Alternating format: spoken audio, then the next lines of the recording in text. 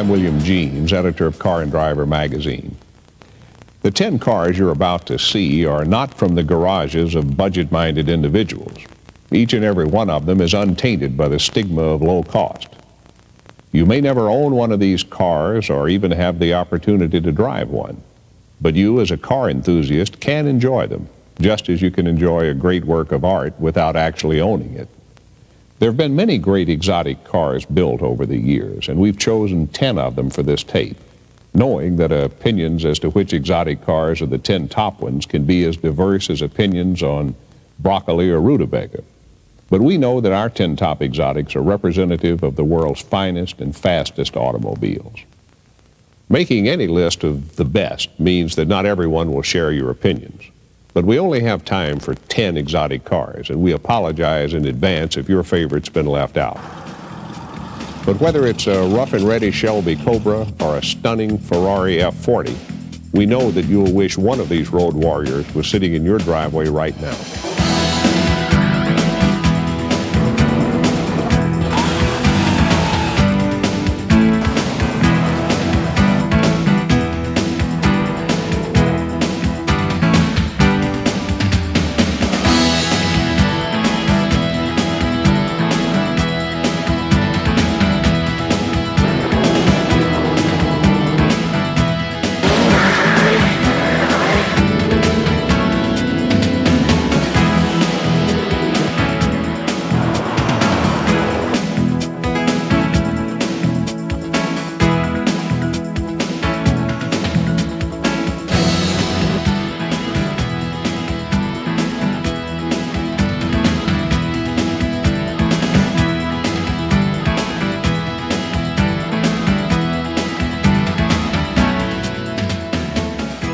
Let's go back to the early 60s, when a crafty Texan named Carroll Shelby dropped a big American V8 into a small British sports car, and the least expensive car on our list was born. That is, if you were old enough and smart enough to buy one when it was new. Today, you just might have to sell your house to do that. Iacocca, who was sales manager of the Ford division then.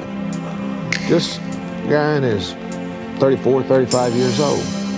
So I told him that if he'd loan me $25,000, I'd go out and build a car that'd blow the Corvettes off. Well, he thought I was crazy. He told him, give me $25,000 and get me out of there before I bit somebody. But he gave me the $25,000. I built 2 cars for it. I went to AC Cars because the AC Ace was a pretty good little chassis. I made a deal with them, got the engine, couple engines from Ford, put Weber carburetors on them over in Dean Moon's shop, and we were off and running, building the Cobra and racing it. As I say, they weren't technically advanced, but they got the job done. The car looked a lot like an AC Bristol or Ace, whatever you want to call it, but there wasn't one piece in it that was interchangeable with the old Ace or the AC Bristol. We had to increase the diameter of the chassis tubes, the wall thickness, the springs, everything was changed around to take the 280, to take the Ford drivetrain. And then with a 427, as I said, we did it on a computer. And it weighed about 400 or 500 pounds more than a 289, but you know, they talk about cars, these supercars do 200 miles an hour. Now, hell, we did that with old 427 running around Daytona in 1964, so. Actually, David McDonald and Ken Miles and myself were the first ones that raced the Cobras. And we had all raced Corvettes before that. The Corvette handled better, but the brakes weren't that great, and it didn't accelerate as well. It was a race car. It was designed as a car to kick the hell out of the Corvettes that would be street legal. So the Cobra would out-accelerate the Corvette and would out-brake it, but it wouldn't out-corner it. So in order to drive the Cobra fast, you had to drive it sideways, a four-wheel drift all the time. So you come up the corner, brake, let the back end out, stand on the gas and then just steer with a throttle through the corner. It was great fun. Really a lot of fun to drive. Won so many races, won thousands and thousands. There's never been a car in that period of time that won as many races as it did. I like the Cobra because it's better at everything than any other car you're going to come across. It's still gorgeous to look at. It's got a good recognizable body and sound. It's easy to work on. It's just a Ford. We wanted something that guy can own and take care of himself and work on Saturday and Sunday or during the week. And so all this technology, as far as I'm concerned, is taking a lot of fun out of people that love automobiles. It's a lot of fun to race, a lot of fun to drive on the street. Some people like it because of its investment characteristics. Well, that doesn't interest me much, but I just like the car itself. Somebody once likened the 289 Cobra to being drug around in a buckboard, and that's pretty close to accurate. There's ways to soften them up, but it's a very abrupt ride, but the power that you have at your command makes it worthwhile. It's a good compromise. You got a lot of power, but it is a little rough. It's very hot in the summertime. You'll melt tennis shoes, you'll sweat a lot. Your girlfriend or your wife will hate it. But all those things go together to make it a real neat car. If you drove it across the desert during the summertime, your tennis shoes were going to stick to the clutch pedal because we didn't want any extra weight in it. We didn't insulate the foot boxes particularly because most racing drivers wore asbestos racing shoes back then. So we built it primarily for racing, but it was street legal, so that helped us sell some of them. The original 289 Cobra sold for $6,000, $59.95, and the 427 Cobra was right around $7,000. Today it's hard to tell. They're going down somewhat, but a 289 Cobra is still between $120,000 and $150,000, and the 427 Cobras are probably closer to $250,000. We were having trouble selling the things anyway for $10,000, the SCs, and the ones we couldn't sell then are $1 million now. And to me, it's the biggest surprise in my life. I never thought they'd be worth anything. Carroll Shelby's simple idea, a big engine and a small chassis, produced the only world championship ever earned by an American car, ensuring the Cobra's place in history. Yeah. Look back on it, we were lucky to have built a car like we did at the time, and I get to drive them around the way I want to without any pressures now and without the business pressures, and I'm just basking in the glory with my new heart and having fun with my Cobras still.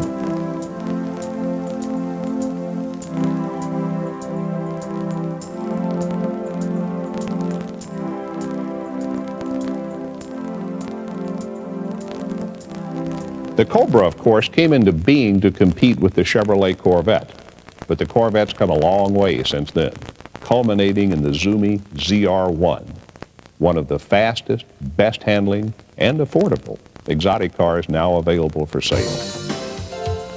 The ZR1 is the fastest production Corvette ever built. It handles better, accelerates faster, and has a higher top speed than any other car produced in America. It is also a luxurious, comfortable, and well-mannered automobile. And it was introduced at a price of just over $60,000, making it one of the best values ever in the exotic car market. When I see this car, I told my wife, I said, you know, I come to this country, I have to buy one. For many years, I have this dream. I want to buy the Corvette, and God, thank you, I have the good one. On the surface, the ZR1 looks almost identical to a standard Corvette. The rear end is wider, and there is a small ZR1 logo on the right rear bumper. And when you open the hood, differences grow.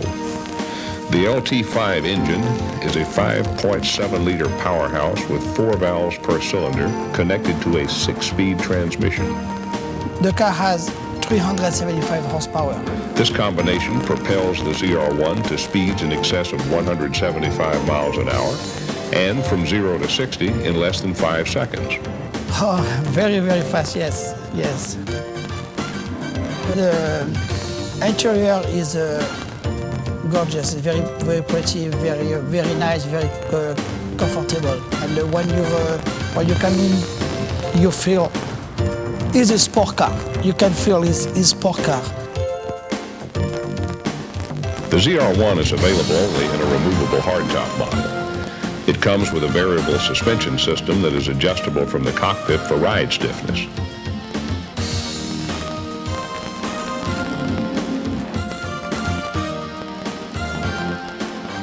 The ZR1 also comes with a valet parking switch. A separate key in normal setting limits horsepower to about 210. When full is dialed in, the maximum potential of the LT5 engine is made available. The ZR1 rides on giant P315 Goodyear Eagles at the rear and P275 Eagles up front.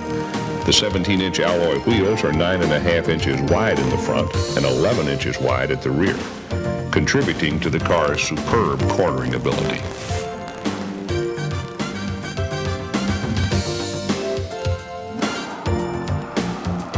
I feel very satisfied and happy with my car. And my car is this one is my baby. It's my baby. I don't want to change for another car.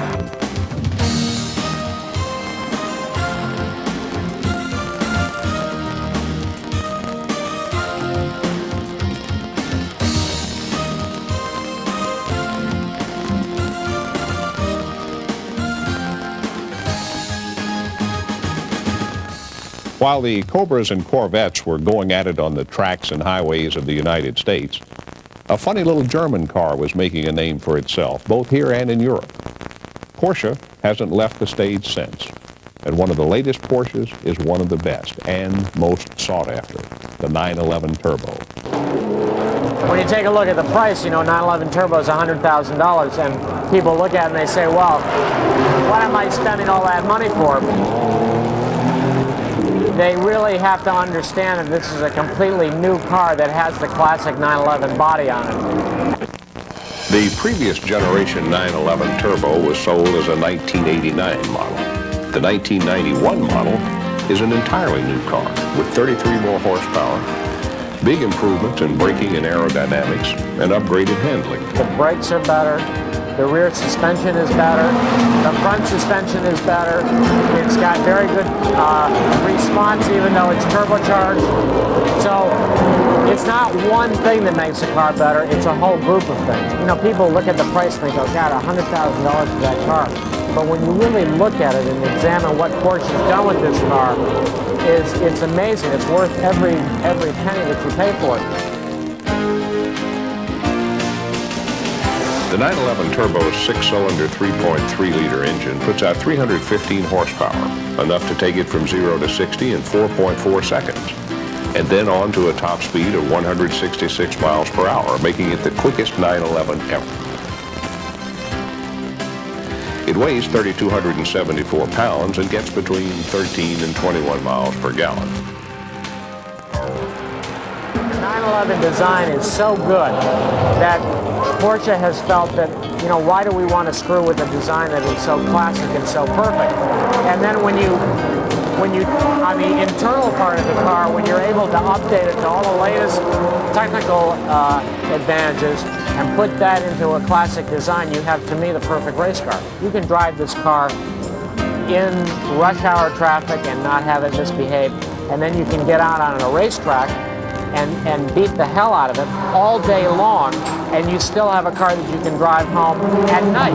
And to me, that's truly amazing. The new 911 Turbo, though it retains the classic 911 shape, is actually much improved aerodynamically. It has a lower coefficient of drag, and new front and rear spoilers with an aerodynamic under tray help reduce lift. Much of the car's suspension componentry has evolved directly from Porsche's years of racing experience. All of their racing, all throughout the years, has been for one reason only, and that is to learn how to make street cars better. The brakes, the transmissions, the motors, everything on this car has a direct relationship to what they use on their sports cars. And so when you buy a Porsche in the showroom for passenger use, for street use, you are getting a car that has been so refined with all of the things that they've learned through racing that you have a car that you can take from the street and put it on the racetrack and have a competitive car. The 911 shape has been around for a long time now, but that doesn't mean that the 911 Turbo is not a thoroughly modern exotic car. Few cars can keep up with it, yet it is tractable and easy to drive at low speeds and in everyday use. Only about 600 Porsche 911 Turbos will be imported into the United States, so they're not only exotic, but already rare.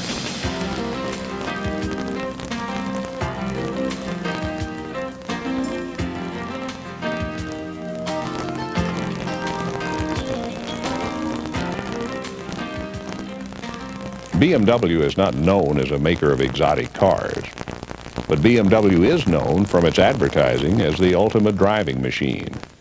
And the ultimate BMW, the M1, is unquestionably one of the world's great driving experiences.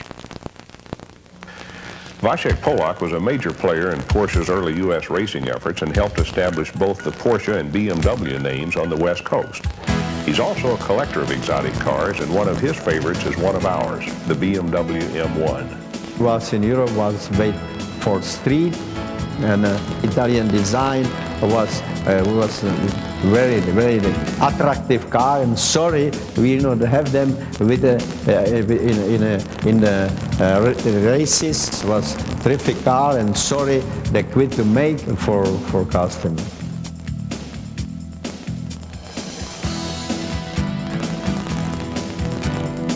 That M1 was a pretty good forerunner for today's technology. We will have in that M1, we will have a lot of features you see in today's cars. Very, very fast handling. It will allow you very, very high cornering speed due to suspension. It will go more as 300 kilometer, but it's about 180 or so miles.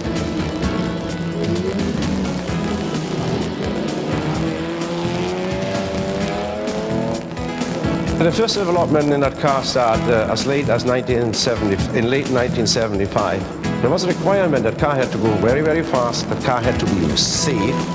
The first M1 engines, or for that matter, the last M1 engines, also been very, very closely related to a race engine. As you know, we have inline 6-cylinder. We have a 3.5 liter placement. We have 4 valves per cylinder. We have in that M1. We have 2 overhead cams driven by 1 single chain. We had in the 5-speed gearbox with integrated differential in there, very similar as used in all Formula 1 race cars. We had a very fine-tuned, similar to a race configuration, independent suspension, dual trailing arm in the front, dual trailing arm in the rear. The car body is, as you know, made out of fiberglass components. It's a little fun car to drive. It's a very light car. It's a very fast car. The only drawback we can think of to the BMW M1 is that they're so rare that very few of us ever get to see one. You can drive a lot different cars, modern cars, for the money you have to pay for a collector item, top shape BMW M1.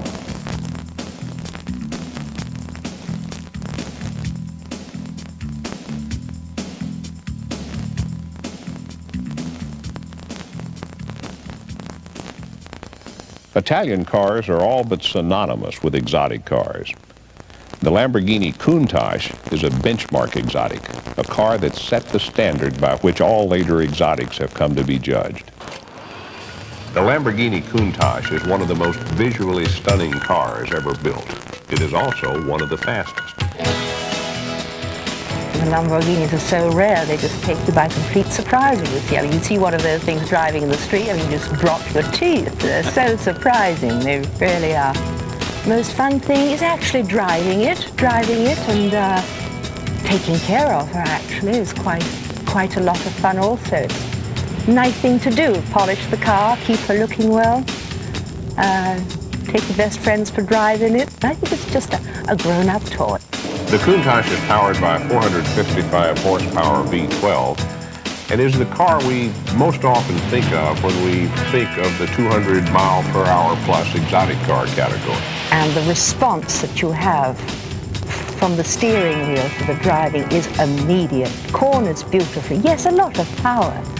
You put your foot on the gas pedal and she moves. The top speed is supposed to be 200, but I know she'll do 170 quite comfortably. Oh, I know she can do it. I've had her up to 130. A Countach can cost you as much as $200,000, but it's not necessarily a bad buy if you believe what the owners say. I didn't buy the car for an investment at all. I just bought it because I thought it was such a beautiful car. But it has turned out to be quite a good investment, indeed. In fact, there was a time when it almost doubled in price. Now, that's not at the present, but it has gone up considerably. Just how expensive is it to maintain a car like this?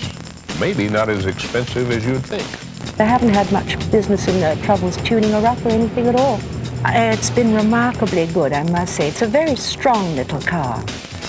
The Lamborghini Countach is a timeless exotic car, and the mere sight of one is enough to make most people dream of owning one. I think a Lamborghini is probably the ultimate exotic car. It makes people happy. The car makes people happy. It takes people out of their everyday lives and gives them something else to think about. Well, it is a she. It is. I always say cars are she because men love them.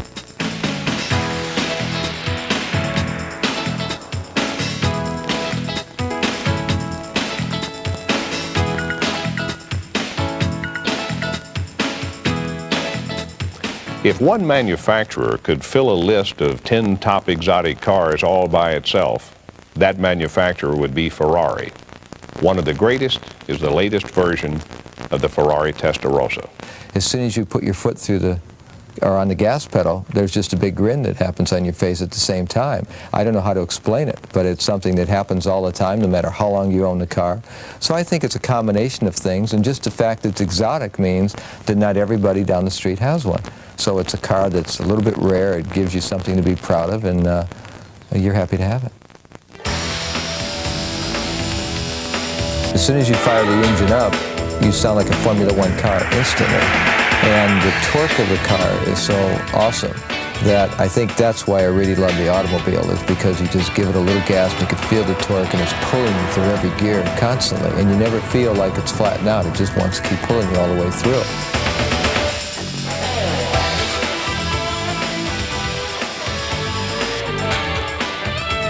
If you start finding yourself going into a very sharp corner, you could set the car up and it just makes itself right through the corner, flat out, and it just becomes, again, a fun car. I mean, you enjoy driving a car. You're not working very hard. It's an enjoyment, everything you do in the car.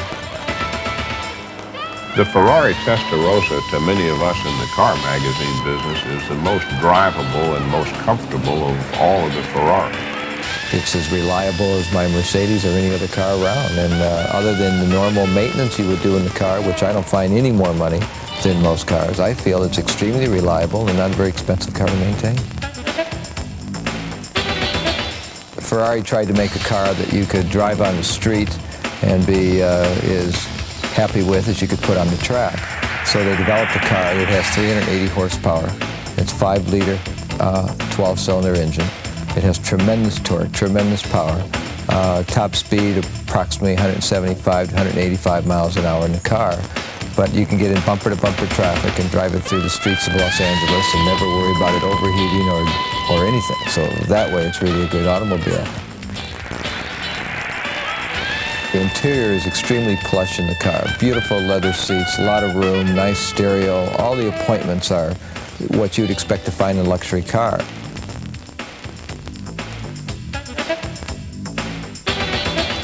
if you want the very best, you really don't have much of a choice. Ferrari's the car you're going to line up with.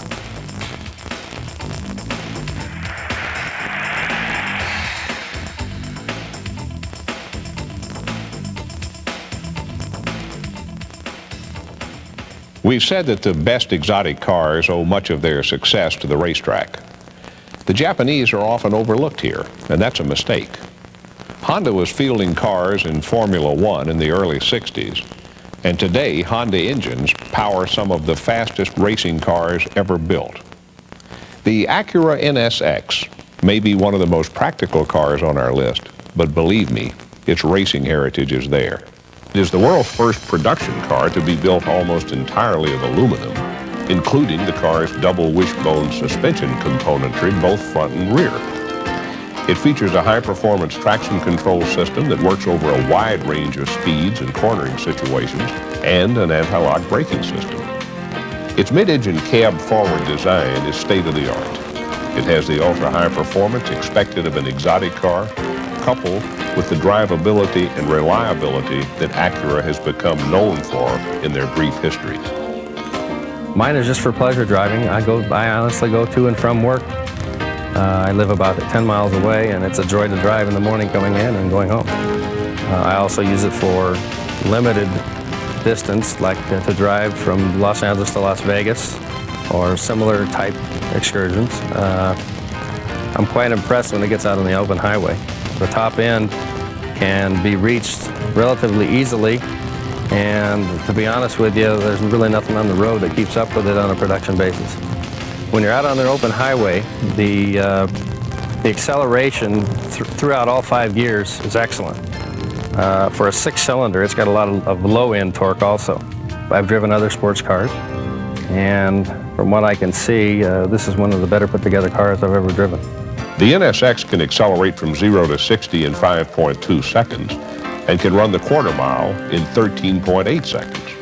The power to do this comes from a sophisticated 3-liter engine with such features as titanium connecting rods, electronically controlled valve timing, a variable volume induction system, and a separate ignition coil from each spark plug, an engineering feature that comes straight from Formula One racing and which eliminates the need for a distributor.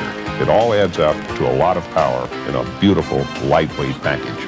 Top speed somewhere in the neighborhood of 167 miles an hour. I've been close to that at this point, and I can say that as you speed up in this car, it gets smoother instead of rougher. I haven't experienced that with too many cars in my lifetime. I'm impressed with it from a drivability for streets, stop-and-go driving, as well as out on the freeways, out amongst the stretches and the straights and the curves. I'm thoroughly impressed with the car.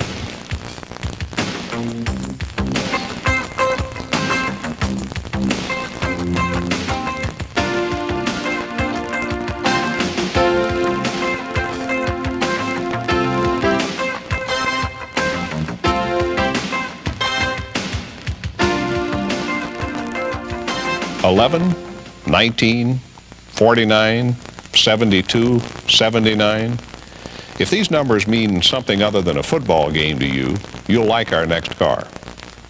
These numbers were model numbers of some of history's greatest racing cars. The manufacturer was Lotus. Our pick here is the Lotus Esprit Turbo, and it's as close as you need to be to a Lotus Formula One car. Being on the Lotus team, the Lotus factory team, yes. Being a factory driver for the factory Lotus team, you know what a rush that is? Oh, it's a kick. You know, it's my hero. It's strange that we're sitting in this Jimmy Clark commemorative because my hero in racing was Jimmy Clark. Well, you know who my hero was? And he was also a Lotus driver? It was Graham Hill. Absolutely. I mean, and to be associated with Lotus and to kind of be Lotus drivers, it just kind of makes you tingle inside to think about being part of that heritage. For a change of pace, we thought that the best way to show you the Lotus Esprit Turbo would be to catch up with actor, racer Bobby Carradine and professional driver Doc Bundy at the racetrack and let you see firsthand how close this exotic car for the street is to a real racing car on the track. My first racing car is a Lola Formula Ford, and the Lotus feels so much like a Formula Ford. It's it's uncanny. Because it's mid-engine, the gearbox is hanging out over the rear axle. You have a long shift linkage, so you have to be precise with your shifts. It makes the same kind of demands on a driver that my Formula Ford did, and I like that. There's an inherent balance to a mid-engine car like the Lotus Esprit. So it's all of these factors make for a very happy race driver. We don't have any bad days. All these cars are derived absolutely from the car that's on the street. There's just a few safety, a few speed things that we do to the cars, several safety items that are added. So they actually are the same thing that you can go to the showroom and buy.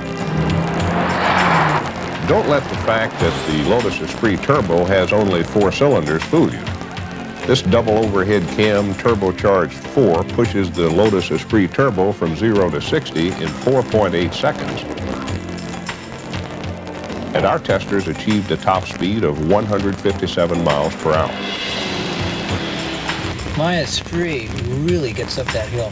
Well, and that's probably one of the strongest things is yes, the acceleration is good, but really, as you well know, what separates us from cars like Porsche and Corvette is the cornering capability. Well, that's the thing. Like I gather these guys up in the corners because they have to slow down. Lotus has always been known for handling, and the Esprit Turbo is one of the best handling cars that money can buy. And its handling is at home both on the racetrack and the street.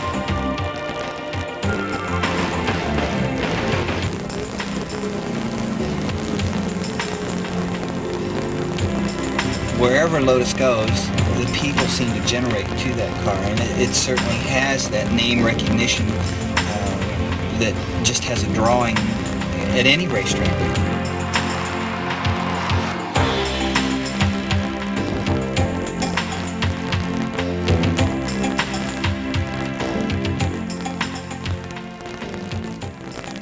The Ferrari F40 is unquestionably the ultimate Ferrari. Arguably, the ultimate exotic of them all. And it's the closest thing to a modern racing car that is street legal that money, lots of money, can buy. The F40 is a car that was developed for the gentleman that's got a lot of different Ferraris, that is looking for the ultimate Ferrari, and there's only going to be a very few brought into the United States, approximately 200 of them, maybe not even that many. And the gentleman that can afford this kind of car has already bought all the hot numbers or all the faster Ferraris, and he wants the ultimate machine. You're dealing with a machine that is built basically for the street, but can also be taken right on the racetrack. You're dealing with a U.S. car that's approximately 2,900 pounds that has a horsepower rating that's been put on one of the local dynos at 522 horsepower. So if you can conceive of what kind of power you're dealing with there, it's not for your everyday driver, let's put it that way. It's for someone that really knows what they're doing with the automobile. The Ferrari F40 is the fastest street-legal production car that has ever been built. It is also the most expensive. There is virtually no comparison to the other cars. I've driven Boxers, and I've driven extensively the Testarossa. I probably have 30,000 miles on the Testarossa.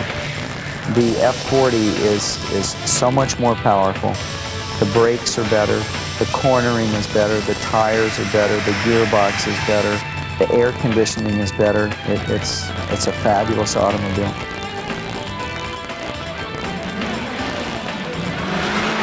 The acceleration is like being in a GTP car.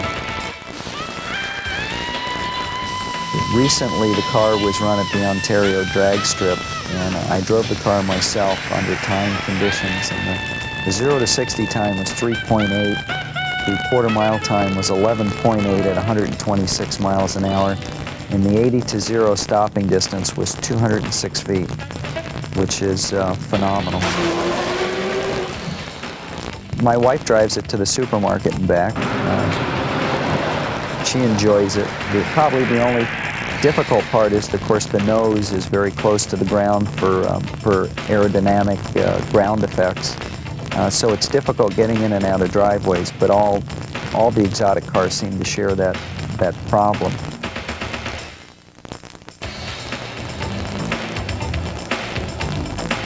The car itself is completely fabricated out of Kevlar, a carbon fiber material. It's extremely durable, tough. I think if the staff at Car and Driver were to vote on the most exciting car that we've ever driven, the Ferrari F40 would finish in the top one. The value of the F40 has to be looked at from some very unique perspectives. First of all, there is no car in its class that comes close to the acceleration performance.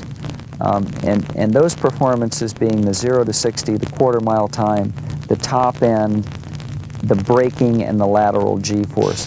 The lateral G-force on the car by one magazine was tested at 1.01 G, which is outside of the spectrum of any production automobile that's ever been tested. So the car stands in a class by itself. There is no other automobile that's capable of generating this type of speed, and it generates its own independent price, and you either balance the two together and say that you're willing to step up and pay it for that car, or you settle for a lesser performance car for half the price.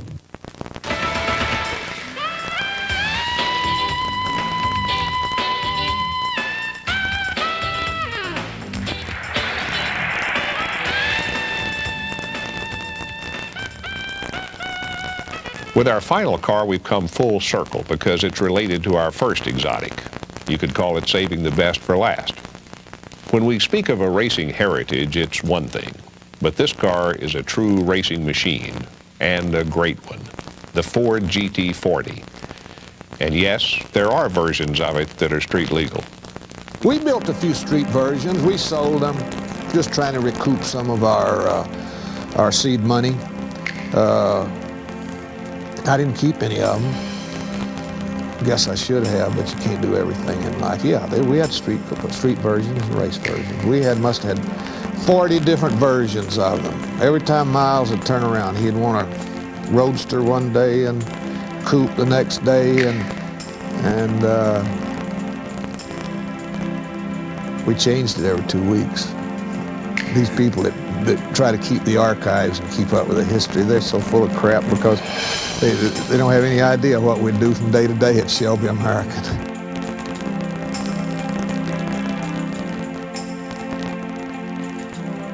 We were spending $35–40 million a year that the bean counters could keep up with, and we must have been spending $100 million a year that they couldn't keep up with because Henry Ford said he wanted to win Le Mans. And we had engineering that wanted to run the racing program. We had the racing department at Ford that wanted to run it. Of all the racing cars built by all of the companies and all of the individuals in U.S. racing history, the one that caused the biggest worldwide sensation was unquestionably the Ford GT40. I went over with Ray Geddes and Hal Sperlich, former president of Chrysler, when he was in product planning, working on the Mustang, and we put the whole GT4, hired John Wire and the whole team. And then we at Shelby American did all the early development work on it and raced it in 64.5 exclusively. And then we built the winning cars in 66 and 67. Our cars finished 1, 2, 3 in all the years. Ken Miles and I did all the testing on the GT40 out of Riverside and up here at Willow Springs. And that car is a very nice car to drive. Handled well, more sophisticated, better suspension, better brakes, more aerodynamic, and really a neat car. Most GT40s are in museums or locked away in garages, but there are some owners who feel that these great cars were made to be driven. If you're lucky, you may be able to catch a glimpse of a GT40 on the road. I think it's kind of a neat car to drive. We take to the club events, and we call it our beater. We just drive it until, hopefully the wheels don't fall off, but we drive it real hard. It's kind of a neat, I guess, a piece in our collection of a few cars that we kind of put away here. And as far as investment, it's been a pretty good investment. And the market's kind of soft right now, but over the past, we've done pretty good on them.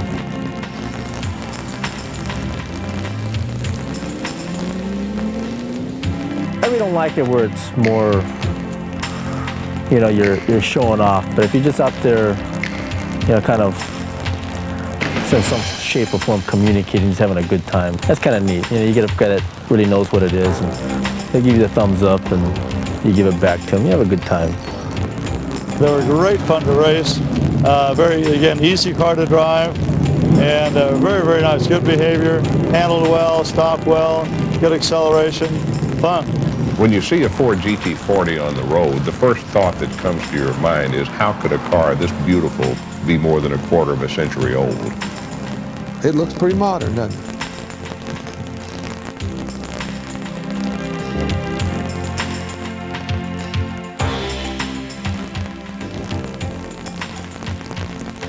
Well, there you have 10 top exotic cars as chosen by the editors of Car and Driver magazine.